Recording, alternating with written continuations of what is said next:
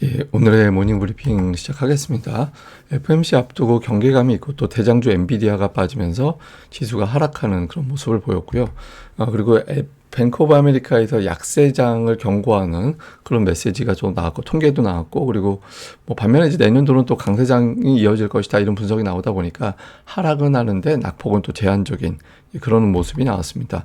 우리 증시는 이제 외국인들이 매도를 계속 늘리고 있잖아요. 뭐 환율, 트럼프, 실적 이런 것들이 겹치고 있는데 이 흐름이 이어질지 좀 살펴봐야 될 것 같고, 최근에 증시는 이번 주 들어서 조정을 보이곤 있지만 중소형주는 계속 올라가고 있거든요. 그러니까 이런 구도가 이어지게 되는지도 살펴봐야겠습니다. 우선 미증시는 오늘 뭐 전반적으로 하락하는 그런 모습을 보였는데 특정 종목이 아니라 뭐 거의 다 빠졌어요. 그러니까 이미소비재, 저게 테슬라가 들어가잖아요. 그러니까 테슬라 정도를 제외한 그 외에 대부분 종목들이 하락을 했다. 하락한 종목 수가 일방적으로 많았다. 이렇게 볼 수 있는 거죠. 뭐 하락 종목 수가 많고 또 시장이 조정을 보인 이유들을 살펴보면 FOMC 앞두고서 매파적인 인하, 그러니까 이번은 내리는데 당분간 금리 인하 안 할 것 같다. 일단 가까운 거로는 한 내년 3월 정도 인하할 것 같은데 트럼프가 실제로 어떤 정책을 펼치냐에 따라서 금리 인하, 다음 금리 인하가 더 늦어질 수도 있는 거잖아요.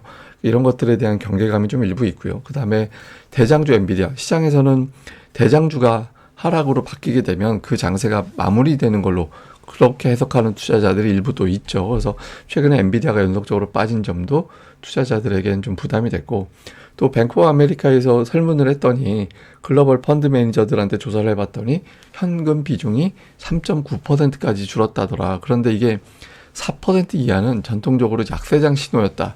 그러니까 이런 어떤 분석을 제기를 했거든요. 그래서 그러면 지수가 좀 조정 보이는 거 아닌가? 이런 걱정이 또 제기가 된 거죠. 그리고 뭐 그동안에는 트럼프 효과가 주로 부각됐는데 뭐 감세라든가 이런 것들이 주로 작동을 했는데 최근 들어서는 투자들이 관세, 다음에 재정 지출에 따른 인플레이션 상승 이런 점을 더 부각시키는 것 같다. 이런 경계감도 있었죠. 그리고 뭐 하여튼 내년 증시에 대한 어떤 밸류 부담 이런 것들이 좀 겹치면서 투자자들이 일단 좀 쉬어가자. 이런 분위기가 만들어졌던 것 같습니다. 뭐 테슬라 정도는 강하게 올라가면서 지수 방어를 하긴 했는데 뭐 테슬라 주가 상승을 보면 오늘은 미주어에서 그동안은 이제 중립 정도 투자 의견이었거든요. 근데 매수를 상향을 하고 기존의 목표 주가가 $200 중반 정도였어요. 근데 목표 주가가 $515까지 높였죠. 그리고 또 그 외 증권사들도 뭐 자율주행, 로보택시 이런 것들이 가치를 끌어올리는데 영향을 줄 것이다. 그러니까 이런 분석들이 나오면서 테슬라가 좀 연이어 강세를 보이고 있고요. 반면에 엔비디아는 지금 계속 빠지고 있는데 51선은 이미 이탈이 됐고 $115 부근이 있는 저 201선까지 빠지는 거 아니냐 이런 경계감이 나오고 있거든요. 최근 들어서 하필이면 다우지수 편입되고 나서부터 주가가 계속 빠지는 상황이 돼버린 건데 뭐 경쟁사의 등장, 뭐 브로드컴이라든가 이런 데서 자체 칩을 제휴를 통해서 생산하려고 한다. 개발 중이다. 이런 보도들이 나오고 있고 중국에서의 어떤 규제라든가 그다음에 또 AI 투자가 피크 친 것 같다. 이런 분석들 이런 것들이 겹치면서 계속 하락하는 모습이 나오다 보니까 이게 AI 붐을 이끌었던 대장주인데 혹시 시장의 흐름이 바뀌는 건가? 그러니까 이런 걱정이 좀 제기가 됐죠. 반면에 이제 파이자 같은 제약주, 최근에 좀 약했던 제약주는 오늘장에서는 반등을 하는 그런 움직임이 나왔고, 다음에 실적 발표 앞두고 있는 마이크론 테크놀로지도 비교적 주가가 잘 버티는, 뭐 장중에 $110 넘어가기도 했습니다만은 좀 버티는 그런 모습이 나오긴 했습니다. 근데 이게 실적 발표되면 뭐 주가가 방향을 확 잡을 가능성이 있어서 오늘보다는 이제 내일이 더 중요한 거죠. 그래서 전체적으로는 좀 밀리는 종목들이 많이 있었고, 제약주 정도라든가 뭐 하여튼 이런 종목군들이 상대적으로 선전했다. 이렇게 보면 되겠습니다. 근데 지표는 이날 소매 판매 나왔는데 0.7% 상승했거든요. 예상보다는 견조했죠. 다만 이제 자동차라든가 일부 뭐 에너지 품목을 제외하면은 그렇게 또 예상치보다 훨씬 좋게 나온 건 아니었거든요. 그래서 뭐 소매 판매 지표 자체는 그렇게 크게 영향을 주는 상황은 아니었고요. 그 다음에 경기 전망 이런 것들 또 설문한 게 있는데 경착륙 전망이 6%까지 줄었어요.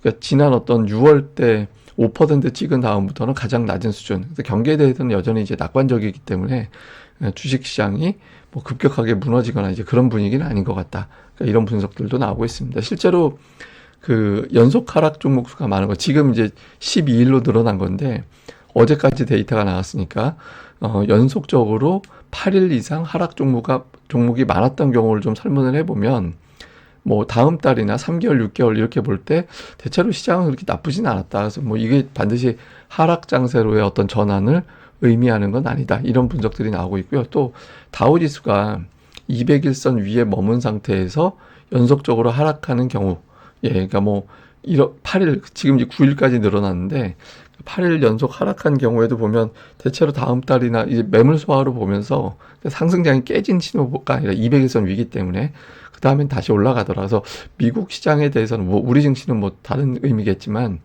그러니까 미증시는 적어도 하락장으로 전환됐다 이렇게 판단하기에는 좀 이른 것 같다. 그래서 미국은 그냥 자연스러운 조정이다 이렇게 보는 시각이 아직까지는 더 우세한 것 같습니다.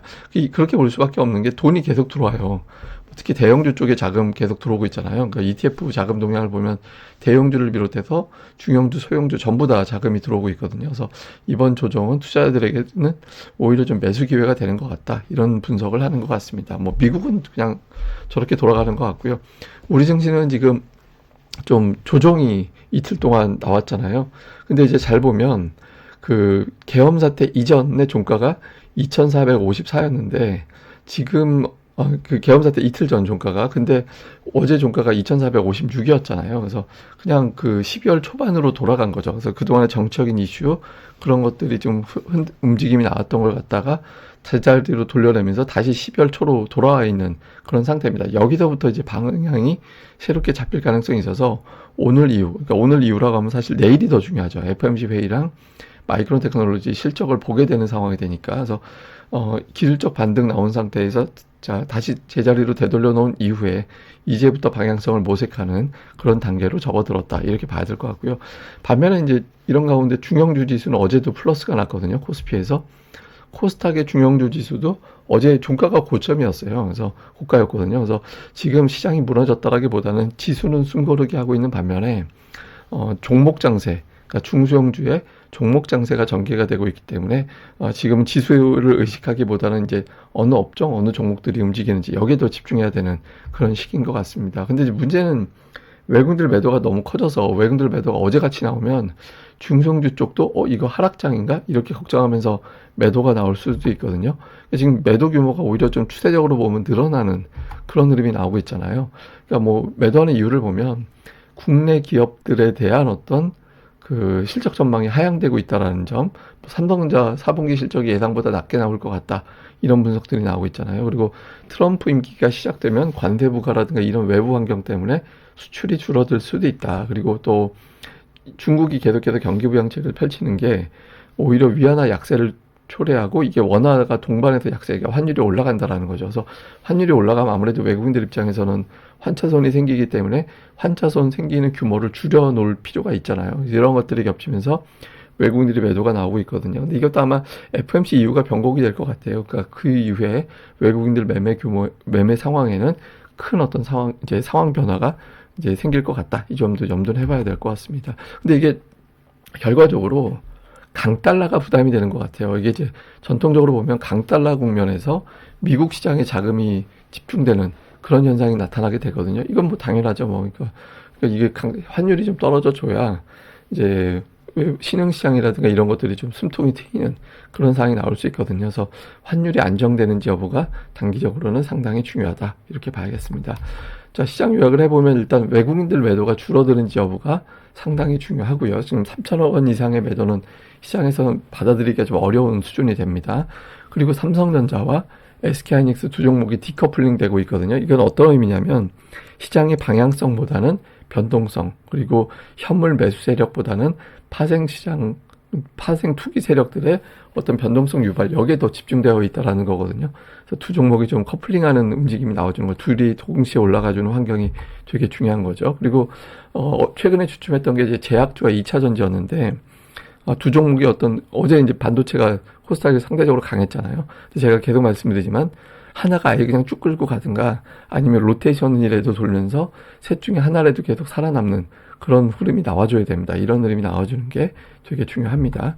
그리고 지금 12월 들어서 주요 종목들 상승률을 좀 비교해 볼 필요가 있는데 코스닥 쪽에서 놓고 보면 지금 반도체 쪽, 그러니까 이쪽이 좀 강하고, 물론 이제 중국 소비주라든가 정시 테마가 더 강한 움직임이 나오긴 했죠. 근데 그걸 빼놓고 주요 업종으로 분류해서 보면 반도체가 상대적으로 선전했고, 이제 제약주는 오락가락, 게임주도 좀 오락가락하는 그런 모습이고, 상대적으로 이제 엔터주와 그리고 2차 전지가 좀 부진한 그런 흐름이 나오고 있거든요. 그래서 이런 구도가 연말 연초까지 그대로 고정돼서 가는지 순환이 되는지를 되게 봐야 됩니다. 그러니까 이대로 고정돼서 갈 가능성도 없지 않잖아요. 그래서 이런 흐름이 나오게 되면서 시장에서 주도주가 윤곽을 보이게 되는지 아니면 여기서 이제 순환매, 로테이션으로 돌게 되는지 이 흐름이 되게 중요합니다. 그러니까 지금 기관 투자자들의 종목 예탁금이 충분하지 않기 때문에 종목에 대한 주도권은 여전히 기관들이 쥐고 있다라고 봐야 되거든요. 그래서 기관들이 추세를 끌어올리는 업종이 이게 뭐가 되는지 이 부분을 중점적으로 살펴보는 게 중요할 것 같습니다. 예, 그럼 또 오늘 하루 또 잘 보내시고요. 저는 또 다음에 뵙겠습니다. 이 방송 구독하기와 좋아요 꼭 좀 부탁드리겠습니다. 감사합니다.